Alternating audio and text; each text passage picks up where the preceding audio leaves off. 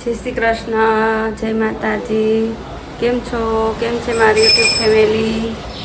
બસ જો આજે તો છે બોળચોથ અને આજ મારે મમ્મીને તો બોળચોથ છે અને પ્રદીપને ધવલભાઈને એની માટે જો નાસ્તો કાંઈક બનાવવું ને આજે અત્યારે વાગી ગયા છે 9:30 ને અત્યારે મારા ભગવાનના દર્શન કરાવું આજના. જય ભગવાન, જય મારી માં કુળદેવી માં. તો મમ્મી પૂજા કરે છે. મમ્મી જય શ્રી કૃષ્ણ. જય શ્રી કૃષ્ણ. જય શ્રી કૃષ્ણ. જય શ્રી કૃષ્ણ. આજે તો બોળચોથ છે, આજે ગાયની પૂજા કરવા જવાની પણ હાલના છે એટલે. અને આજે તો આસ્થાને પૌવા કે મારે આજે નાસ્તામાં પૌવા ખાવા છે અને ડબ્બામાં લઈ જાવી ચિપ્સ. તો જો એ ધવલભાઈ પ્રદીપ ને આસ્થાની ત્રણેય માટે પૌવા બનાવ્યા અને ડબ્બામાં ચિપ્સ લઈ જાય. મારે મમ્મીને તો આજે એકટાણું છે એટલે એ તો સાંજે કરવાનું, એટલે અમારે કોઈ નાસ્તો કરવો નથી. એટલે હવે જો કામકાજ કરી લઈ, નાસ્તા પાણી તો આ લોકોના થઈ ગયા. હવે કામકાજ કરીને તો 10 વાગે ઉઠાડું આસ્થાને. હાલો તો જો હવે આસ્થાને ઉઠાડી દઉં. આસ્થાને તો આજે વહેલી તૈયાર કરવાની. એને આજે 8મની સોમવારે રજા છે એટલે આજે ઉજવણી કરવાની. તો ચણિયા ચોળી પહેરીને રાધા બનીને જવાનું છે એટલે થોડીક વહેલી ઉઠાડવી પડશે તૈયાર કરવા માટે. તો એ આજે રાધા બનીને જવાની સ્કૂલમાં અને છોકરાઓ કાના બનવાના છે. એવી રીતે આજે ઉજવણી કરવાની છે એને. સોમવારે રજા છે એટલે આજનો દિવસ જવાનું, 3 દિવસની પાછી રજા 7મ 8મની. તો હાલો હવે જો એને તૈયાર કરી લો. બસ જો આસ્થાબેન રેડી થઈ ગયા છે. આસ્થાને આજે રાધા બનીને જવાનું સ્કૂલે. તો આસ્થા જો ભગવાનને પગે લાગે છે, શ્લોક બોલે છે.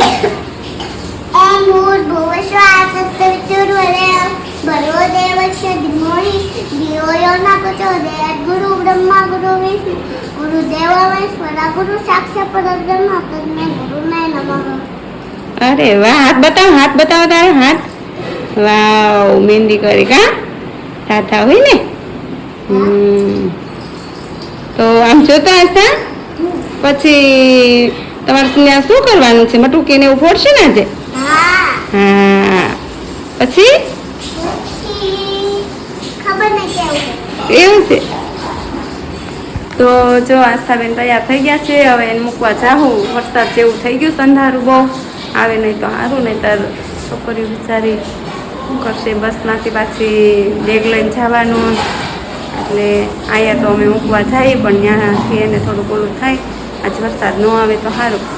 ચાલો તો મિત્રો, અત્યારે વાગી ગયા છે 1 અને રસોઈ થઈ ગઈ છે. આ બાજુ તો વરસાદ ફૂલ ચાલુ છે સવારનો.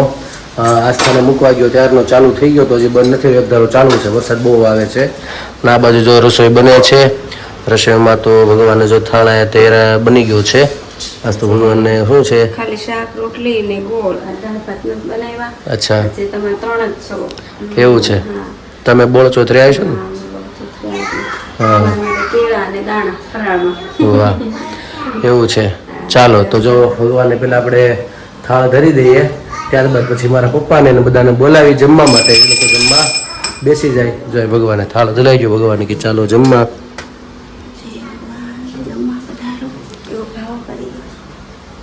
ચાલો જાગુ એ ભાવ કરી નાખો ભગવાનને જમાડવાનો. કોશિશ કરીશ આજે કે બપોર પછી એક અલગથી વિડીયો બનાવું જેની અંદર તમને આપણે જે બોળચોથ ઘણાને ખ્યાલ પણ નથી હોતો કે એમાં ખાસ અત્યારની જે યંગ બ્લડ હોય ને ખ્યાલ ન હોય કે આપણે શું કામ આ વસ્તુ કરે છે ઘરે. તો બોળચોથ વિશે આપણે વાર્તા થોડીક આમાં પણ નાની એડ કરીશ, પણ મુખ્ય વાર્તા છે આખી. કોશિશ કરીશ અલગથી વિડીયો એનો બનાવું. જો 2-3 મિનિટનો હશે વિડીયો તો આની સાથે પણ જોઈન્ટ કરવાની કોશિશ કરીશ. પણ આમાં શું છે, ઘણા લોકોને કંટાળો આવે કે આવું સાંભળવું બેઠા બેઠા. એટલે આપણે ધર્મ પ્રશ્નોત્તરી તો ચાલે છે, તો એને અલગથી એક નાનો એવો વિડીયો મૂકીને હું તમને બતાડીશ. અલગથી મૂકી દઈશ મને, તમે જોજો.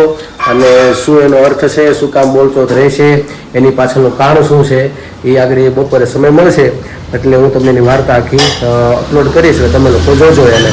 તો મિત્રો, અત્યારે વાગ્યા છે 5:30 અને આજે છે બોળચોથ. આપણે બધાને ખ્યાલ છે. અને અમારા સોસાયટીની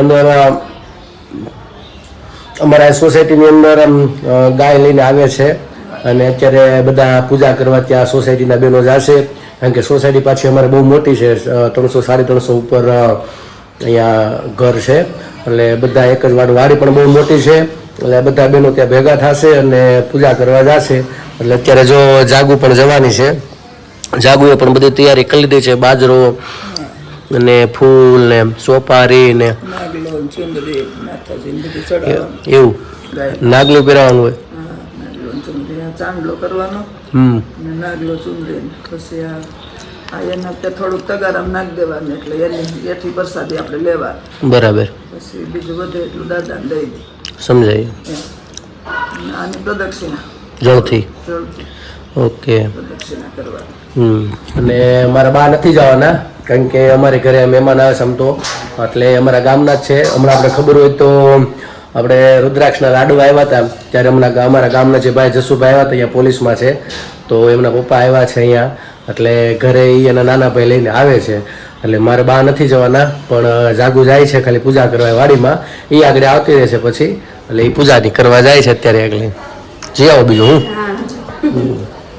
તો જો હું આ વાડીમાં આવીશું ગાય પૂંજવા, પણ આ તો બધા વહેલા પૂંજી લીધું છે, અને હું જ છેલ્લે સૌ એવું લાગે થોડું જે આવતા જાય ને પૂંજતા જાય એવું છે.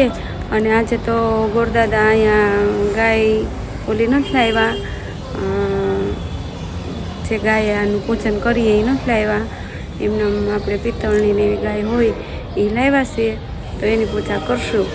તો અત્યારે ગૌશાળાએ કેમ જવું કેમ નહીં, મહેમાન આવવાના છે, એટલે તો આપણે આ ગાયની પૂજા કરી લઈએ.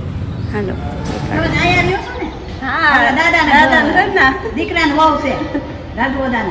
લે એ તો પ્રદીપ ઓ ભગવાન, હાથમાં જળ રાખો. કરજો ચાલુ દાદા. હા, વિષ્ણુ એ નમઃ બોલો, કૃષ્ણ પરમાત્માય નમઃ, ગૌ માતા નમઃ, આદિત્યાય નમઃ, વિષ્ણુએ નમઃ. ઓમ મંગલમ ભગવાન વિષ્ણુ મંગલમ ગરુડા ધજા મંગલમ પુંડરીકાક્ષા મંગલાયતનો હરિ સર્વ મંગલ માંગલ્ય શિવે સર્વાંગ સાધિકે ચરણીય ત્રંબકે ગૌરી નારાયણી નમસ્તુતે. સંવંત 2080 શાલિવાન શાખે પુણ્યશાળી માસે પવિત્ર માસે શ્રાવણ માસે કૃષ્ણ પક્ષ ચતુર્થ તિથિયા શુક્રવાર દિને તમારું નામ બોલો. અમુક નામ અમુક ગોત્ર પુણ્ય ફળ અગ્નિ સાક્ષી સૂર્ય સાક્ષી અહમ ગૌ પૂજન કરીશીએ. હવે ચાંદલો કરો ગૌ માતાને. બસ, ચોખા મૂકી દો, વસ્ત્ર મૂકી દો, વસ્ત્રદાન. બસ, પુષ્પ મૂકી દો, સુગંધી પુષ્પ માલ્યાદિની 2 હાથ જોડી નમસ્કાર કરો. બસ, ગૌ માતાને કહેવાનું, મા તારી પૂજા કરું, 33 કોટી દેવતા પૂજનમ સમર્પયામિ. દાણા અડાડ્યો મૂકે અને વાટકા મૂકી દો. બસ, દીવો લાવ્યા તો અગરબત્તી. હા બસ, કરી લ્યો, મારી લોટી લઈ લ્યો. બસ, 4 આટા ફર્યો પ્રદીક્ષના. બોલો ગૌ માતની જય.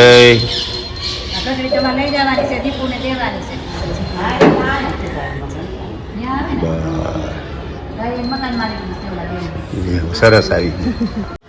તો જો હું ગૌ માતાની પૂજા કરી લીધી મેં, દાદાએ મને બહુ સરસથી પૂજા કરાવી, તો તમે દર્શન કરી લેજો ગાય માતાના. અને અહીંયા જો વાર્તાને કરે છે, પણ અમે તો ઘરે કરશું, હું ને મમ્મીને બાકી છે, એટલે હું ને મમ્મી ઘરે વાર્તા કરી લઈએ. તો મિત્રો અત્યારે વાગી ગયા છે 7:30, અને જો આ બાજુ અમારે રસોઈ બનવાની તૈયારી થઈ ગઈ છે.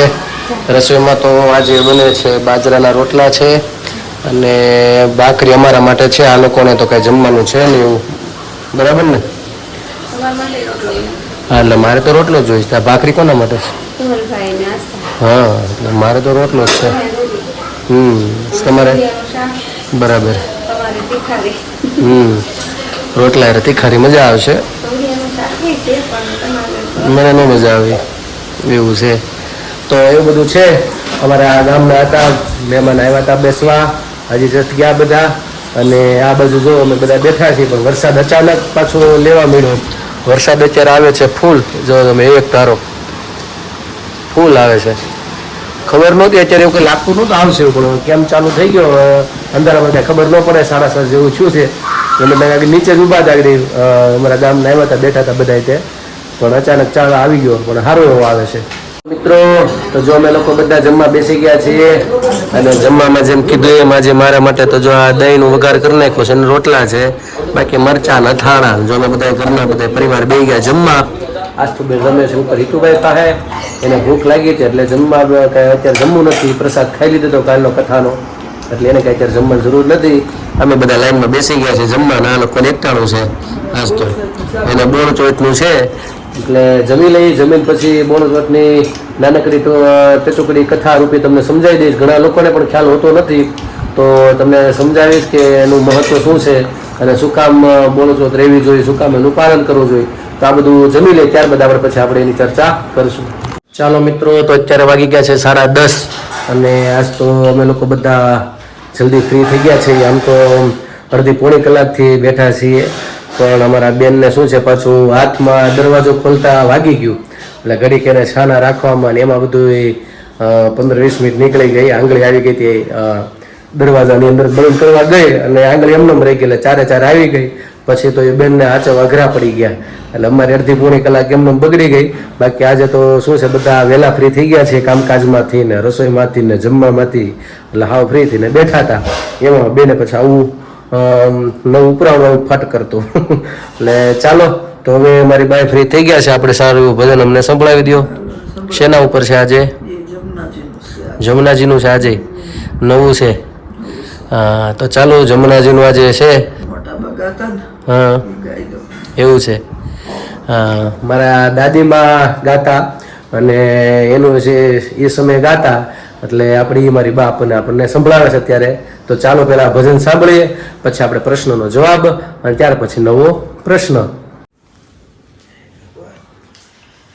મને વેદ વખાણે વાણી રે યમુના મહારાણી, માં પાવન કરે તારું પાણી રે યમુના મહારાણી. મને કંઠે શોભે છે હાર કે યમુના મહારાણી, મને યમરાજ સરખા વીરા રે યમુના મહારાણી. એક પાપીઓ નાયને નીકળ્યો રે યમુના મહારાણી, એના જીવને જમડે જાયલો રે યમુના મહારાણી. વીરા પાસેથી વરદાન લીધા રે યમુના મહારાણી, પેલા પાપીઓ વૈકુંઠ દીધા રે યમુના મહારાણી. માના નિરમાનાય કોઈ પ્રાણી યમુના મહારાણી, તારા દૂતો ન કરે એને હાનિ રે યમુના મહારાણી. આ વાત લડી વાલે મારે જાણી રે યમુના મહારાણી, કર્યા પ્રેમ થકી પટરાણી રે યમુના મહારાણી. વ્રજભૂમિની રજ છે વાલી રે યમુના મહારાણી, ત્યાં નંદ કુંવર રહ્યા માલી રે યમુના મહારાણી. જે કોઈ વિશ્રામ ઘાટે નાશે રે યમુના મહારાણી, તેને આરતીના દર્શન થાશે રે યમુના મહારાણી. માં ગોવિંદની પટરાણી રે યમુના મહારાણી, માં તારા ચરણોમાં લેજે તાણી રે યમુના મહારાણી. જય પુરુષોત્તમ નામ તમારું રે યમુના મહારાણી, માં મંગળ કરજો મારું રે યમુના મહારાણી. મને વેદ વખાણે વાણી રે યમુના મહારાણી, મા પાવન કરે તારું પાણી રે યમુના મહારાણી કૃષ્ણ કનૈયા લાલ કી જય. નમસ્કાર મિત્રો, કેમ છો બધા?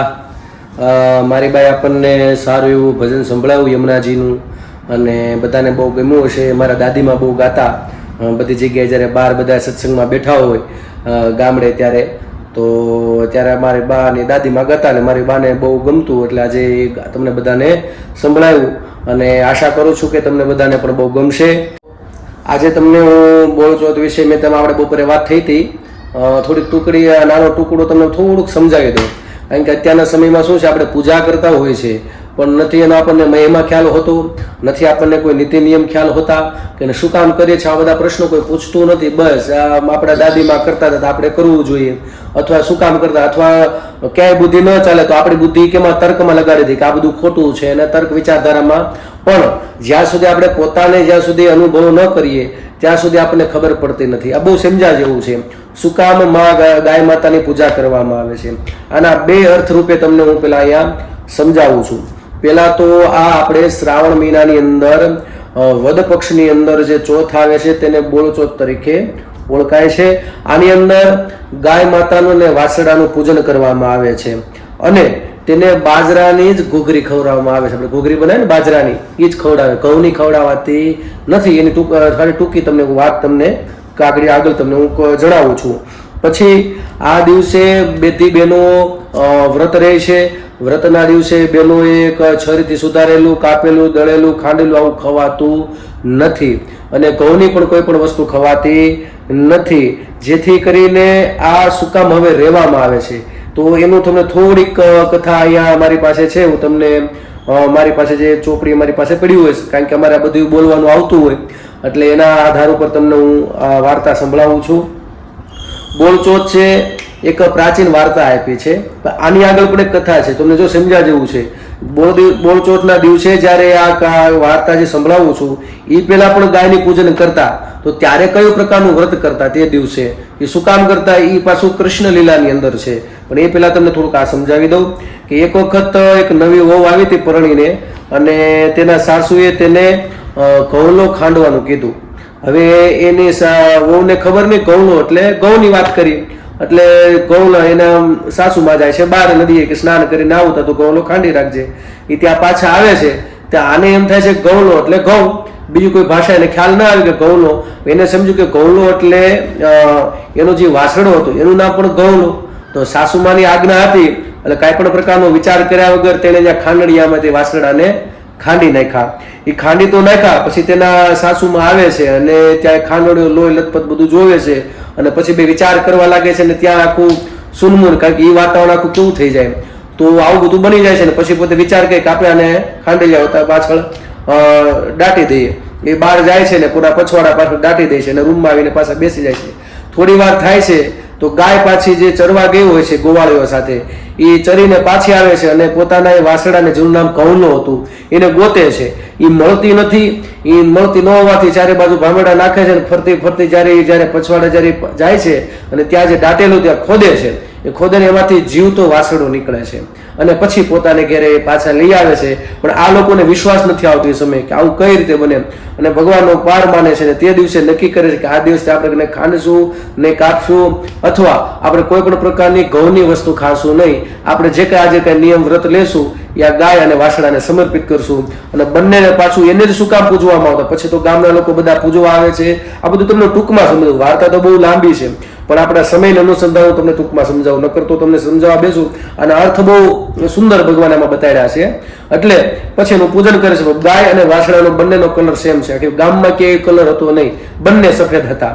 તો આનું મુખ્ય વાર્તા છે અને ત્યારથી માંડી તેનું વાછરડા અને ગાયનું પૂજન કરવામાં આવે છે. હવે શું કામ ગાયનું પૂજન કરવામાં આવે છે એ પણ સમજ્યા જેવું છે કે પૌરાણિક કથા અનુસાર કામધેનુ ગાય હતી, ભગવાન કૃષ્ણને બહુ પ્રિય હતી. એમાં કામધેનુ ગાય શું કામ કહેવાય એના પણ નિયમ છે, મારા ગુરુજીએ સમજાવેલા છે. કામધેનુ ગાયને પણ કેટલા ગાયના દૂધનું એ કામધેનુને દૂધ પીવડાવતા, ત્યારે એ દૂધ ગાય એ પછી કૃષ્ણ ભગવાન પીતા. એટલે આખું ભગવાને તો બહુ જાજી ગાયો હતી, એમાંથી પછી 10,000 ગાયને પાતા, 10,000 માંથી 1,000 ગાયને પાતા, 1,000 માંથી જે ગાય હતી એનું દૂધ પછી 100 ને પાતા, 100 જે ગાયમાંથી એમાંથી એક દૂધ જે એક ગાયને પાતા 10 ગાયને, 10 માંથી પછી આ કામધેનુ એમાંથી જે દૂધ થતું એ ભગવાન કૃષ્ણ પિતા. એ કેટલા બળવર્ધક આપણે કહીએ ને તાકાતવર હતા, બુદ્ધિથી, શરીરથી, મનથી, વિચારથી હુષ્ટપુષ્ટ માણસ ક્યારે બની શકે? ગાયના દૂધથી, ભેંસના દૂધથી બનતા નથી. એ પણ આપણને ભગવાન એક સારો મેસેજ આપણને આપે છે આના તરફ એ બાબતથી. એટલે ભગવાન પૌરાણિક ગ્રંથો અનુસાર તમને હું આ વાત કરું છું કે કામધેનુ ગાય ભગવાન શ્રી કૃષ્ણની લીલાઓ જોવા માટે બહુલાના રૂપમાં નંદની ની ગૌશાળામાં તેનો પ્રવેશ કરે છે અને કૃષ્ણજીને આ ગાય બહુ પસંદ હોય છે. તેઓ હંમેશા તેની સાથે સમય વિતાવતા હતા. બહુલા પાસે એક વાછરડું પણ હતું. એકવાર બહુલા ચરવા માટે જંગલમાં ગઈ. ચરતી વખતે તેણે ઘણી આગળ નીકળી ગઈ હતી અને એક સિંહ પાસે આવીને પહોંચી ગઈ. સિંહ તેને જોઈને ખુશ થઈ ગયો અને તેનો પોતાનો શિકાર કરવા માટે એવું મનમાં વિચાર કરવા લાગ્યો અને બહુલા ડરી પણ ગઈ. તે ફક્ત તેના વાછરડા વિશે વિચારતી. એ સમયે બહુલા તેના ખાલી વાછરડા વિશે વિચારવા લાગી. સિંહ તેની તરફ આગળ વધે છે અને બહુલાએ તેને કહ્યું કે ઘરમાં તેના વાછરડાને ભૂખી રાખી નહીં તે આવી છે, તેને ખવડાવીને તે પાછી આવશે, પછી તેને પોતાનો શિકાર બનાવી શકશે. સિંહે કહ્યું કે તારી વાત કેવી રીતે હું માની શકું? પછી બહુલા તેને ખાતરી આપીને શપથ લે છે કે જે ચોક્કસપણે પાછી આવશે. બહુલા પછી ગૌશાળામાં જાય છે અને વાછરડાને ખવડાવીને તેને પ્રેમથી ત્યાં છોડીને જંગલમાં એ સિંહ પાસે આવે છે. સિંહ તેને જોઈને આશ્ચર્યચકિત થઈ જાય છે. વાસ્તવમાં તે સિંહના રૂપમાં ભગવાન શ્રી કૃષ્ણ હતા, જે બહુલાની પરીક્ષા કરવા માટે આવ્યા હતા. શ્રી કૃષ્ણ તેના વાસ્તવિક રૂપમાં ત્યાં આવે છે. બહુલાને કહે છે કે હું તારાથી ખૂબ જ પ્રસન્ન થયો છું. શ્રાવણ મહિનાની કૃષ્ણ પક્ષની ચતુર્થીના દિવસે સમગ્ર માનવ જાતના તમારી પૂજા કરવામાં આવશે અને સમગ્ર જાતિ તમને માતા ગાય તરીકે સંબોધશે. જે આ વ્રતનું પાલન કરશે તેને સુખ, સમૃદ્ધિ, સંપત્તિ અને ઐશ્વર્ય અને સંતાનની પણ પ્રાપ્તિ થશે. આ આની પૌરાણિક કથા છે. ત્યારબાદની કથા જે આપણે બોલશો મેં તમને આગળ સંભળાવી એ પણ છે. તો આ બધી તમને ટૂંકમાં સમજાવું છું સમયના અનુસંધાન. તો આશા કરું છું તમને કથા બહુ ગમી હશે અને તમે પણ થોડુંક પાલન કરશો. હવે આપણને થાય કે આનું પૂજન શું કામ? તો જો આપણને આપણા ઋષિઓનો ઘણું શીખવાડી ગયા છે. જો આપણે ગાયનું પૂજન કરશું તો ગાયનું છાણ એટલું પવિત્ર છે, ગાયનું ગૌમૂત્ર એટલું પવિત્ર છે. ખાલી ગૌમૂત્રથી સ્નાન કરવાથી ગાયના ગૌમૂત્રથી આપણા શરીરની અંદર નબળી ઓરા બધી દૂર થઈ જાય છે. અકાળે ક્યારે મૃત્યુ થતું નથી. એટલી તાકાત ગાયના ગૌમૂત્રમાં છે. તેનું છાણ બધાની શું વાત કરવી. અને એનો ધુમાડો જો આપણા ઘરમાં બધે આપણે કરીને કઈ એનો પણ એટલો ફાયદો થાય છે. એટલે ગાયની અંદરથી બનતા વસ્તુઓ આપણે પણ ખરીદ. ગાયને પ્રોત્સાહન આપવા માટે અત્યારના સમયમાં કદાચ આપણે એવું ગણીએ તો ગાયને પ્રોત્સાહન આપવા માટે કે આપણે તેનું જતન કરી શકીએ, તેનું પાલન કરી શકીએ. અત્યારે જે કતલખાને જાય છે કપાવા આપણને ખબર પણ નથી રહેતી. આપણે આપણી ઘેરે આનંદમાં હોય છે પણ આવું બહુ સમાજની અંદર બને છે. આપણા ઘણા ગૌસેવકો બિચારા મહેનત બહુ કરે તેને બચાવવા માટે. તો આપણે એ પણ એક કાર્ય છે. આપણે ગાય ન પાળી શકીએ પણ આવા આપણે કંઈક પ્રોડક્ટ લઈએ, કંઈક વસ્તુ લઈએ જે ગાયને લગતી હોય, ગાયના છાણમાંથી બનતી હોય, ગૌમૂત્રમાંથી બનતી હોય, એને લગતી કઈ વસ્તુમાંથી કંઈક બનતી હોય તો એ વસ્તુ જો આપણે લઈએ તો ગાયને આપણે બચાવવામાં કંઈક ને કંઈક આપણો ફાળો આપણે આપી શકીએ. એટલે ગાયનું પૂજન કરવું જોઈએ. હિન્દુના દીકરાએ તો ગાયનું પૂજન કરવું જોઈએ ને કરવું જોઈએ. શંકા હોય તો એને તો આપણા પુસ્તકો વાંચો, શંકા દૂર થઈ જશે. બાકીનો કોઈ ઉપાય નથી. ખાલી વિડીયો જોઈને આપણું બુદ્ધિને તર્કમાં દોડાવીને કોઈ પણ પ્રકારના નિર્ણય ન લેવા જોઈએ. મારે એટલી તમને પ્રાર્થના છે કે ગાયનું આપણે પાળી ન શકીએ સમય અનુસંધાને, કદાચ આપણું ઘર અત્યારે શહેરમાં રહેતા હોય બધા અમે તમે બધા આપણે ન કરી શકીએ પણ આવું કંઈક આપણે આપણી રીતે જો બહારથી કંઈક આપણે મદદરૂપ બની શકતા હોય તો જરૂરથી કોશિશ કરવી જોઈએ. ગામે ગામ ગૌશાળા બંધાય છે તેમાં મદદરૂપ થવું જોઈએ. યથાશક્તિ આપણે કાંઈક એમાં અર્પણ આપવું જોઈએ જે આપણે પહોંચી શકીએ. નવી ગૌશાળા બંધી ત્યાં પણ આપણે કંઈક સેવા આપવી જોઈએ. તો આવું બધું ધ્યાન આપણે રાખશું તો આપણો આ હિન્દુ ધર્મ, સનાતન ધર્મ બચી શકશે. યાદ રાખજો.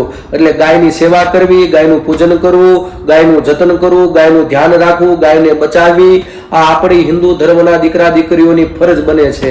અને કૃષ્ણને બહુ પ્રિય હતી. જો ખાલી કૃષ્ણને પૂજવાથી આપણને કંઈ મળતું નથી, યાદ રાખજો. પણ તમે ગાયને પૂજશો કૃષ્ણ એમનેમ તમને રાજી થઈ જશે. કૃષ્ણને બહુ પ્રિય છે ગાય. તમે ગાયને ખાલી પૂજશો અને કૃષ્ણ એમનેમ રાજી, અંદરથી એને આનંદ થશે કે નહીં. તો આ વસ્તુ મગજમાં રાખજો મિત્રો, યાદ રાખજો. હવે આપણે જે ગઈકાલનો પ્રશ્ન હતો એમાં આગળ વધીએ. થોડોક વિડીયો થોડોક લાંબો થઈ જશે એટલા માટે. તો આજનો ગઈકાલનો મારો જે પ્રશ્ન હતો કે શિવપુરાણમાં કેટલા શ્લોક, ટોટલ કેટલા શ્લોક છે, તો આપણે જવાબ છે 24,000. એ અત્યારના અનુસંધાને છબીલભાઈ કરીને છે તેણે તો સાચો જવાબ પણ એ પણ આપેલો છે કે પેલા 1 લાખ હતા, પછી એને ઘટાડીને 24,000 સુધી આવ્યા છે.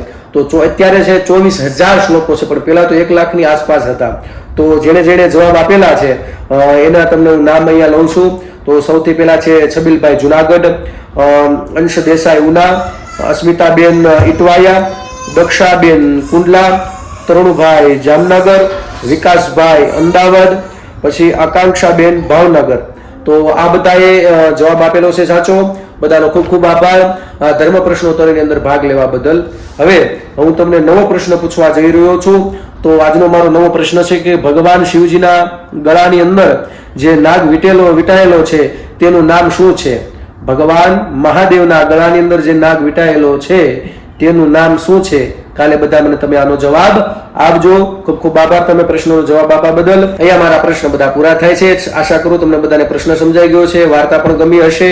બહુ કોશિશ કરી છે ટૂંકમાં સમજાવવાની, એટલે થોડીક ઝડપ રાખી છે, નહીતર તો બહુ લાંબી ચાલે. મારે કથા કરવા હોય તો મારે 1.5 કલાક તો સત્યનારાયણ ભગવાનની કથામાં થાય, કારણ કે જ્યાં સુધી મને એમ થાય કે સામેવાળાના હૃદયની અંદર કોઈ કથા ન ઉતરે ત્યાં સુધી મને શાંતિ ન થાય. કોશિશ કરું કે કથાનો અર્થ સમજાવવાની, પણ આપણી પાસે સમય ઓછો છે અને એ પ્રમાણમાં તમને થોડીક સ્પીડમાં મેં કથા વાર્તા રૂપે તમને ટૂંકમાં કીધી છે. મિત્રો આજ માટે એટલું, કારણ કે જો મારા બાણી પણ જતા રહ્યા છે સુવા માટે, એ પણ થાકી ગયા હોય અને જલ્દી આજ તો વહેલા થવાનું પાછું કારણી છે. છોકરા તો કઈ બહુ છે ને, આસ્થાબેન એક છે એટલે જલ્દી કાંઈ બધે સુઈ જાય ને દુર્વાબેન તો એ છે નહીં. ઈચ્છા હતી આજ રડતા હતા સવારના અહીંયા આવવા હાટું, પાછા માની ગયા છે. નકર કદાચ એવું હતું કે આજે રાત્રે તેડી આવવા પડશે, કારણ કે આસ્થાબેન બેને રમવું એટલા માટે.